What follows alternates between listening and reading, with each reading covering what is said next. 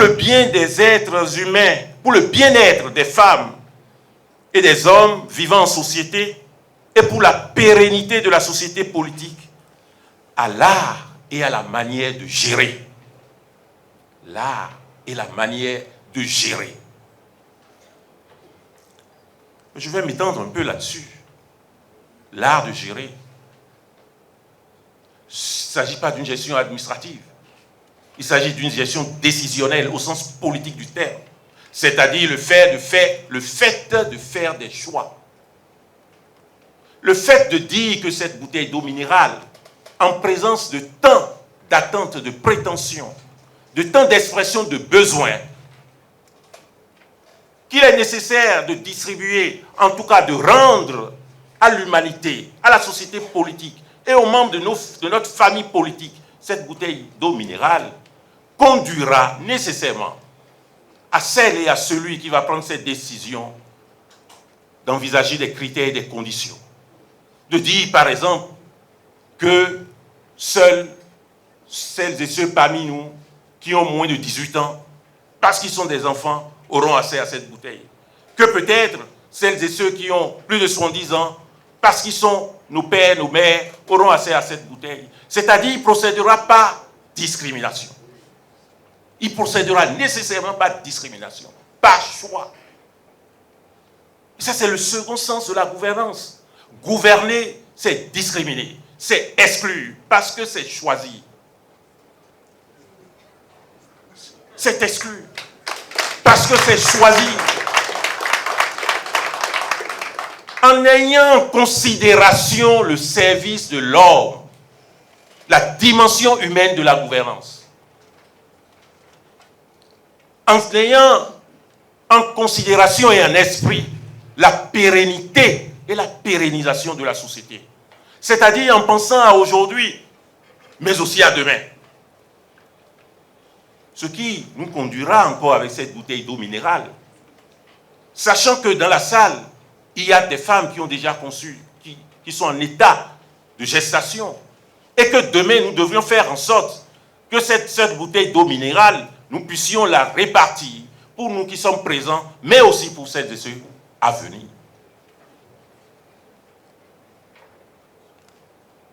Il est vrai que, à partir des années 90, sous l'impulsion des organisations internationales, je vais citer la Banque mondiale, le Fonds monétaire international et le Programme des Nations unies pour le développement, on a affublé la gouvernance du qualificatif moral, bonne gouvernance. D'ailleurs, un commentaire. Pour ma part, c'est une expression au sens d'ethnicisation de la gouvernance. La bonne gouvernance n'est sollicitée nulle part ailleurs que dans les États tels que les nôtres. L'essentiel, c'est de gouverner et de bien gouverner. Mais dans les années 90, et rappelez-vous, dans les années 90, la prudence, la méfiance à l'égard des États, la critique de l'État a conduit à ériger des critères, des conditions qui rentrent dans les conditionnalités de ce qu'on a appelé l'aide au développement. La bonne gouvernance devient donc une condition de développement. Et à ce titre, intègre le discours politique, les politiques publiques des pays en voie de développement. Évidemment, nous traversons une période de la vie des Africains, des Africaines, notre continent où il faut reprendre les concepts. Donc la bonne gouvernance, à partir des années 90, c'est un critère c'est une condition d'aide au développement, mais qui est rentrée dans les discours, dans les politiques publiques. Lorsque vous n'introduisez pas le concept de bonne gouvernance, la notion de bonne gouvernance, on a l'impression que vous n'êtes pas à la hauteur ou à la dimension des idéologies nouvelles et sérieusement l'idéologie néolibérale. On va dire, on lève les barrières au niveau de toutes les frontières. Je vais présenter le contexte tout à l'heure, retour de la manivelle. On va faire circuler les produits fabriqués ailleurs, transformés ailleurs. Mais pour cela, il faut introduire des réponses ou des solutions dans l'espace public des États africains pour faciliter la circulation de ce qui est produit ailleurs. En somme, la bonne gouvernance est la définition des politiques publiques efficientes, efficaces, qui, dans une société politique, assure la corrélation transparente et juste entre les biens dont la rareté est le caractère et les besoins dont l'abondance est le caractère. Au cœur de la gouvernance, le bien-être individuel et communautaire, dans un esprit de justice sociale nécessairement, et de développement durable et solidaire. Voilà le premier élément de clarification, la gouvernance, la bonne gouvernance. On y a ajouté, on va dire, les conditions de transparence, la décentralisation, voyez-vous, la démocratisation, qui sont les critères de bonne gouvernance. L'autre expression à clarifier, les défis actuels. Les défis actuels. Ce n'est pas une clarification, c'est une constatation. Il faut en faire les constats. Les défis sont, à mon sens, d'ordre interne, mais également d'ordre externe, présent ou à venir. On peut citer à première vue toutes les vulnérabilités. Le modérateur a évoqué certains aspects. On peut également, au plan externe, regarder l'actualité. Le monde se recoqueville. Le monde se ferme. Le monde devient violent. La force devient le mot de règlement. La force s'impose. La force, on va dire, dans le monde actuel, évince le droit. L'esprit n'est pas le regard vers les plus faibles. L'esprit, c'est la satisfaction des plus forts. Ce sont les défis actuels. Et ces défis doivent nous inspirer la manière dont nous allons faire les choix essentiels pour satisfaire les besoins illimités aujourd'hui et demain. Je voudrais rappeler particulièrement, introduisant cet élément dans le contexte, que l'Afrique, des siècles d'esclavage, de colonisation, a toujours été dominée. Domination politique, domination économique. Et que si nous devons nous assurer de la suffisance des biens et services à partager convenablement pour satisfaire les besoins que je qualifie d'illimités et d'abondants, nous devons nous résoudre à considérer que nous avons plus à faire qu'ailleurs. Les pays qui assurent une satisfaction assez facile des besoins de leur population, ce sont des pays, ce sont des États qui se sont construits sur la base de l'esclavage, sur la base de la colonisation, sur la base des armes. Ce sont les États qui ont dominé au moyen des armes. Le défi majeur de l'Afrique, le défi majeur du Bénin, c'est de pouvoir se suffire, de pouvoir s'enrichir, de pouvoir satisfaire en mobilisant ses ressources, en produisant suffisamment, de pouvoir le faire et de pouvoir dominer les autres sans les soumettre à l'esclavage, sans les soumettre à la colonisation. Reconnaissez que l'effort est encore plus important et nous ne devons pas mésestimer cet enjeu, ce défi. Mésestimer ce défi.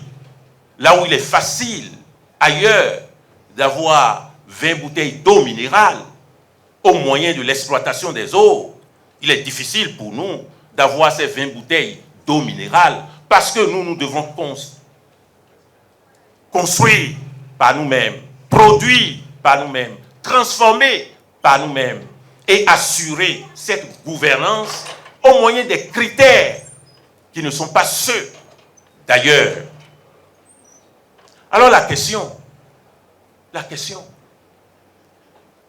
me semble-t-il, c'est savoir comment, en présence des défis actuels et futurs, rendre pérenne l'impératif de bonne gouvernance. Comment? Puisque nous partageons cette position, l'impératif de bonne gouvernance est la condition de notre développement, est la condition de notre autosuffisance, est la condition de la conquête de nous-mêmes, par nous-mêmes, et de la conquête des autres par nous-mêmes. Mais alors, comment faire? N'oublions pas que la réflexion porte sur l'impératif. Nous ne sommes plus sur le terrain du droit. Nous sommes sur le terrain de la morale. L'impératif, c'est une exigence au sens kantien du terme. Serait-ce catégorique? Serait-ce conditionnel? Mais comment arriver, comment parvenir à rendre possible cet impératif de bonne gouvernance dans les conditions actuelles, en présence de tant de défis? Je voudrais proposer une double réponse à cette préoccupation. Pas suffisante, pas complète, mais en forme de sillon tracé encore une fois. La première réponse, c'est nécessairement de renforcer les fondations de bonne gouvernance. Les fondations de bonne gouvernance. Nous allons en évaluer le contenu. Et la seconde réponse, c'est ensuite satisfaire, je dirais durablement, la demande de justice sociale. Renforcer les fondations de bonne gouvernance, satisfaire durablement la demande de justice sociale. Donc, en premier lieu, satisfaire le renforcement des fondations de la bonne gouvernance.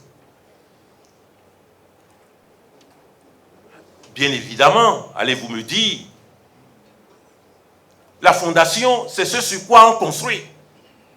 Si la fondation sur la base est mal faite, demain il sera impossible, en tout cas très difficile, de monter les étages, d'avancer.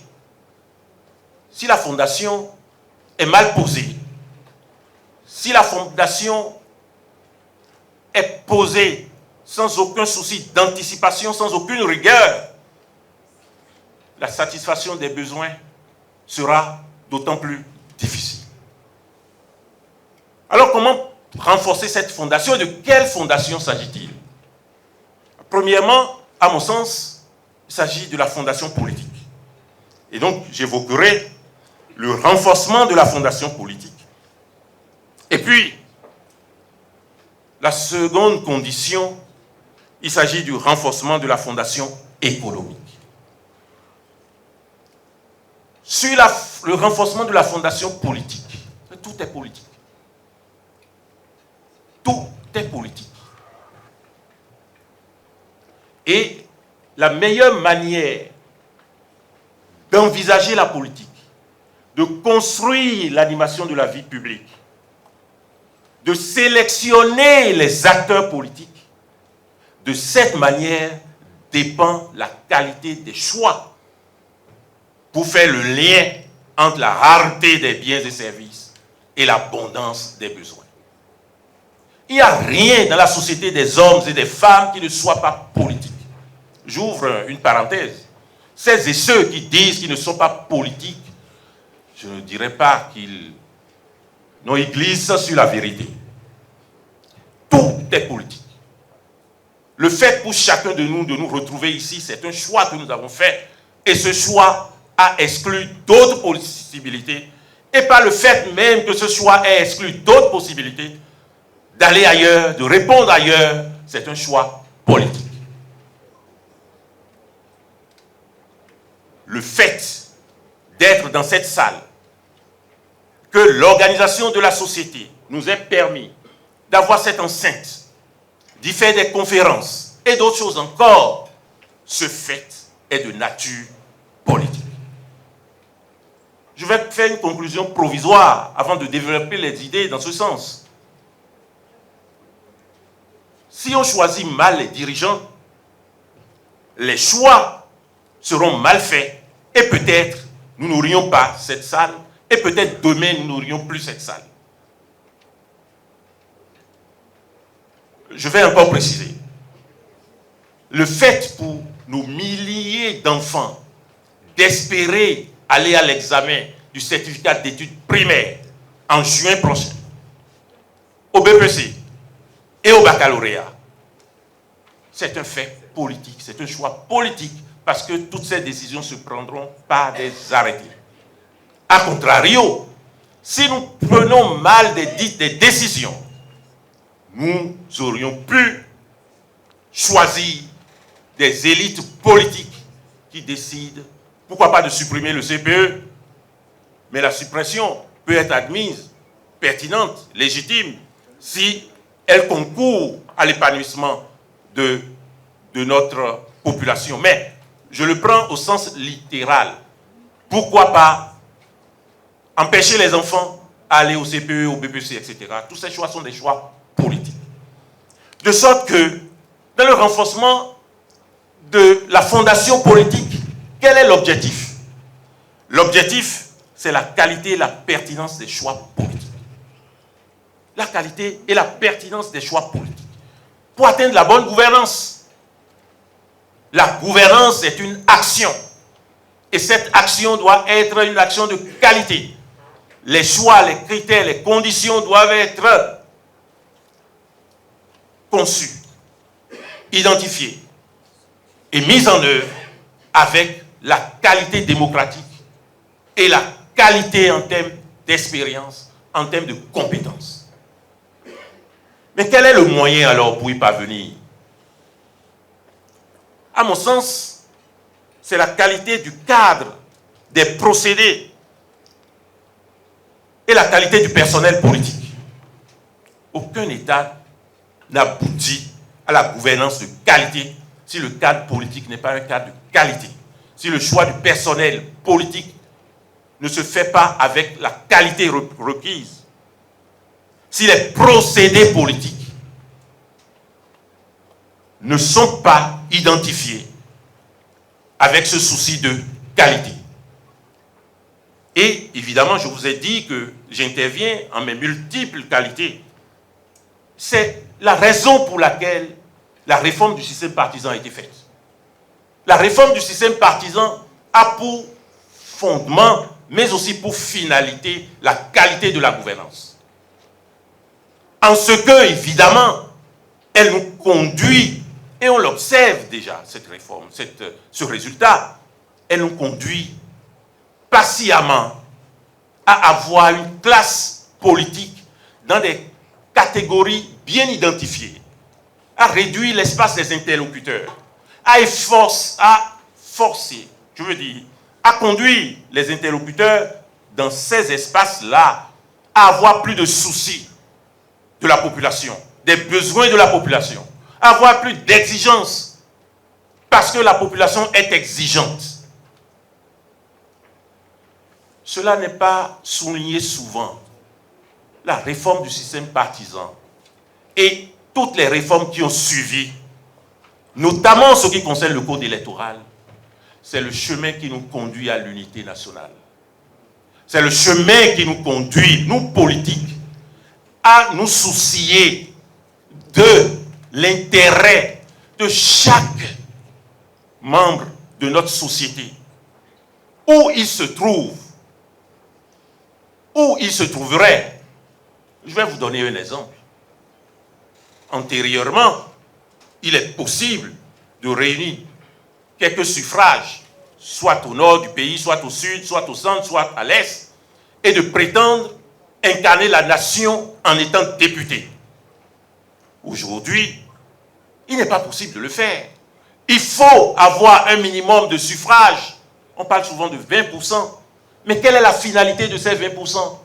Nous devrons justifier que nous intéressons au minimum 20% de la population dans chacune de nos circonscriptions pour prétendre représenter, incarner l'ensemble de nos populations si nous aspirons à devenir députés. C'est l'unité nationale. C'est l'unité nationale.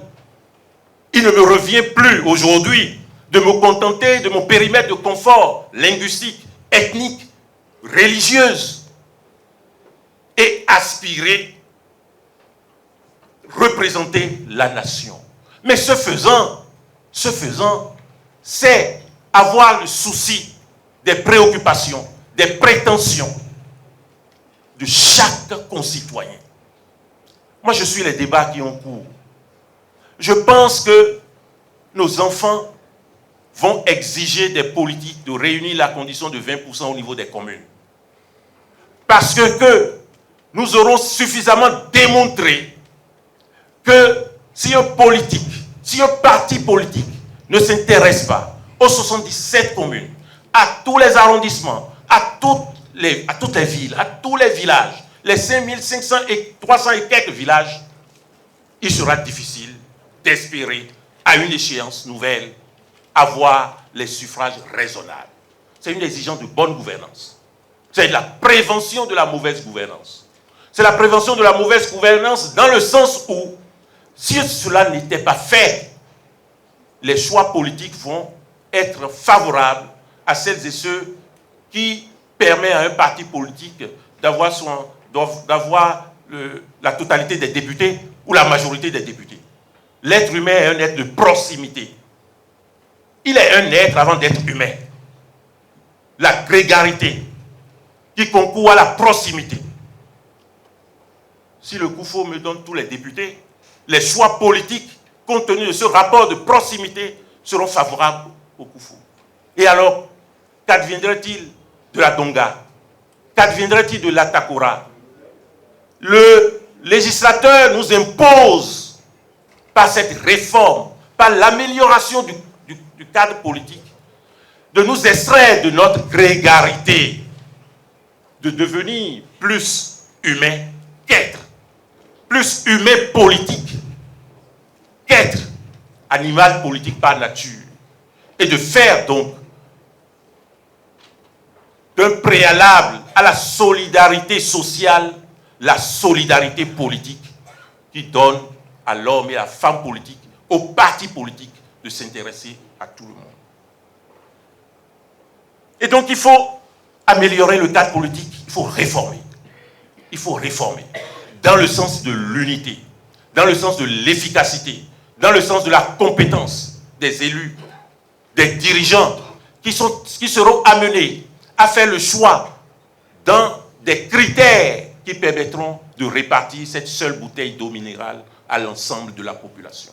S'ils ne sont pas des femmes et des hommes ayant la compétence nécessaire, ayant la qualité morale nécessaire, ayant la connaissance nécessaire de chacune et de chacun, pouvant savoir que dans le groupe, certains n'ont pas besoin de cette bouteille d'eau minérale, mais de manière complétive ou alternative, ils ont besoin d'autre chose, les choix ne seront pas des choix efficients. Ça, c'est le renforcement de la fondation politique. Et c'est l'œuvre du président Patrice Talon depuis 2016. Je considère qu'il faut poursuivre le renforcement de cette fondation politique. Il ne faut pas dévier, il ne faut pas dériver. Il faut que nous puissions admettre, souffrir suffisamment dans l'intérêt de notre société politique, dans l'intérêt des citoyennes et des citoyens, en vue de faire en leur nom et pour leur compte des choix les plus efficients. Alors, seconde réflexion dans le renforcement des fondations de la bonne gouvernance, le renforcement de la fondation économique. Et c'est vrai, la gouvernance, ainsi qu'il est expliqué, exposé, c'est le lien à faire entre la rareté des biens et l'abondance des besoins. Mais s'il est difficile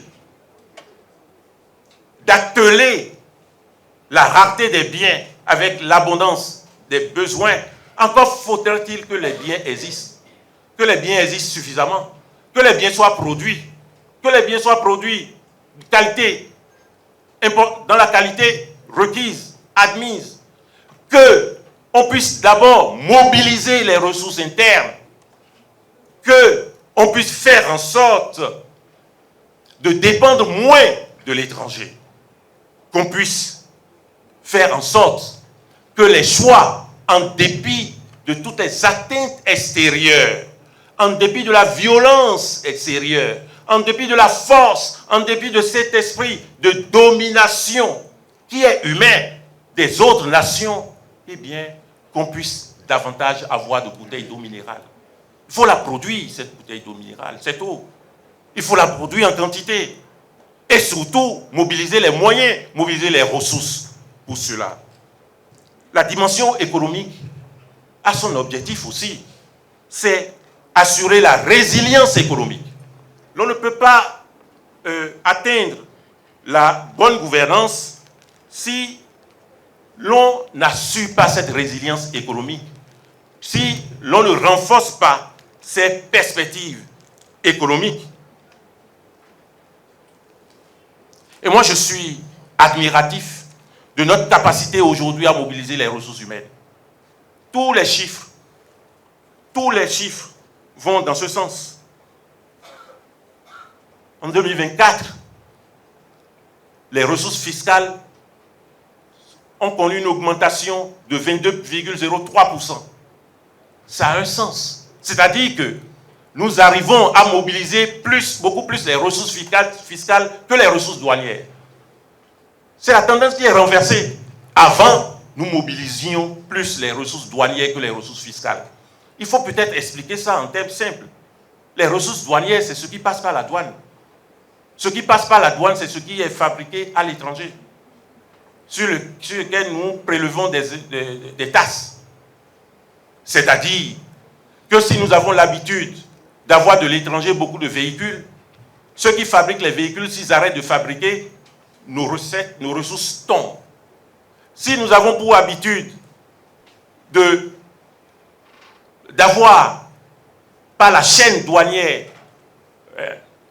d'importer le riz que nous ne fabriquions pas, eh bien, ceux qui fabriquent le riz, s'ils trouvent à changer, s'ils trouvent à ne plus fabriquer, nos recettes tombent. Eh bien, nous sommes tributaires des ressources douanières, lesquelles ressources douanières nous rendent dépendants de l'étranger. Lesquelles ressources douanières nous rendent dépendants de la décision politique de l'étranger. Tel n'est pas le cas des ressources fiscales. Les ressources fiscales, c'est la volonté de nous-mêmes. C'est notre effort commun. C'est avec les ressources fiscales que nous décidons maintenant, avec sérénité, de construire les écoles, de construire les hôpitaux, de rendre les infrastructures routières, aux infrastructures routières, la qualité que nous constatons. De faire en sorte que les populations aient les routes, de faire en sorte que les populations aient l'eau, de faire en sorte que les populations aient l'énergie. Parce que, évidemment, l'investissement que fait le citoyen, le contribuable, est toujours plus élevé, plus audacieux que l'investissement que vous apporte l'étranger. Évidemment, il faut poursuivre dans ce sens. Il faut renforcer cela. Et le moyen pour y parvenir, c'est la conception et la mise en œuvre des stratégies macroéconomiques. Nous le savons tous.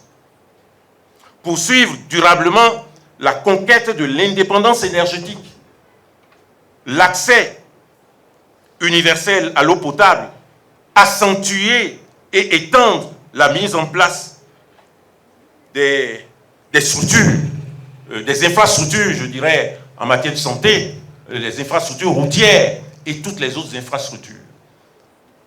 Si l'on ne procède pas ainsi, par la définition et la mise en œuvre de stratégies qui nous rendent moins dépendants des autres, l'être humain est toujours lié à l'autre. Les peuples seront toujours liés les uns à l'égard des autres. Mais nous devrions faire en sorte, pour assurer une meilleure redistribution des biens qui sont rares et des biens de grande qualité, faire en sorte de mobiliser ce que nous pouvons faire, ce que la nature nous a donné en bien. Voilà la première condition de la bonne gouvernance, le renforcement des fondations. Le renforcement des fondations. On peut en dire davantage. Si les fondations ne sont pas renforcées, rien n'est possible. Rien n'est possible. Et surtout, la satisfaction durable de la demande de justice sociale. Alors, de ce point de vue, il faut d'abord apporter les réponses aux demandes urgentes de justice sociale. Bien sûr, il faut renforcer la fondation, mais ensuite, il faut nécessairement apporter les réponses urgentes aux demandes de justice sociale en termes de vulnérabilité, en termes de fragilité, en termes de regard tourné vers l'État, vers la société. Il faut que, évidemment, à raison de ce que nous ayons et nous avons mis en place une structure pertinente pour faire des choix tout aussi pertinents des femmes et des hommes politiques, il faut nécessairement que les réponses aillent d'abord dans le sens de la satisfaction des demandes urgentes de justice sociale. Je vais en fournir quelques exemples. Illustrer cela par ce qui est fait maintenant. Ce qui est fait, c'est quoi? Par exemple, la gratuité de l'enseignement de la maternelle au primaire et celle des filles de la 6e en terminale dans les campagnes. Parce que c'est un élément de vulnérabilité. Notre mine, notre bombe atomique, notre puissance, notre arme, ce ne sont pas les armes conventionnelles. C'est notre jeunesse, mais c'est surtout nos filles, nos femmes. Si, et il faut le saluer, le processus d'industrialisation de notre pays continue, se poursuit. Et que, évidemment, Peugeot, on va faire ça comme ça, décide de s'installer au Bénin, de produire pour le Nigeria, de produire pour ailleurs. Quels sont les ouvriers que nous devrions pouvoir proposer? Ces ouvriers doivent naturellement être des ouvrières, parce que la courbe démographique fait que les femmes sont potentiellement plus nombreuses que les hommes. Et seulement sur la base de cette constatation, de ce constat, il faut, pour que le Bénin se suffise, pour que le Bénin domine, pour que l'Afrique domine, il faut agir sur la formation, l'éducation des filles. Et mettre en place au plan social des outils. Et nous en voyons la pertinence aujourd'hui. L'on ne le fait pas parce que ce sont des femmes et des filles, mais parce que ce sont des femmes et des filles qui profiteront au Bénin, qui élèveront le Bénin. C'est une stratégie de développement. Et c'est pour ça, c'est dans ce sens qu'il faut comprendre toutes les lois qui sont prises. La question essentielle, comment lever les goulots qui étranglent l'épanouissement de la fille et de la femme? L'épanouissement de la fille dans l'entreprise, l'épanouissement de la fille à l'école, l'épanouissement de la fille dans les ateliers. Comment le faire pour que demain, le Bénin ait recours autant des filles que des garçons? L'accès à la cantine scolaire, c'est une réponse urgente. C'est une réponse urgente qui favorise les enfants et qui nous donne la chance de compter demain sur le capital humain. Une dimension importante. La bonne gouvernance ne peut pas échapper à ce résultat attendu qui est un élément de justification ou de témoignage de la qualité de la gouvernance. C'est le capital humain dont il faut pouvoir profiter des dividendes. Et ces dividendes passent. Donc pour profiter des dividendes sur le capital humain, il faut intervenir à l'école, il faut intervenir sur le terrain de la santé, il faut intervenir sur le terrain de la formation.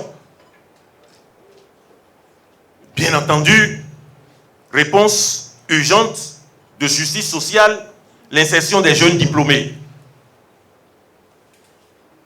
Moi, j'ai été agréablement surpris d'apprendre que les jeunes médecins, des cohortes, des récentes cohortes, ont été tous recrutés.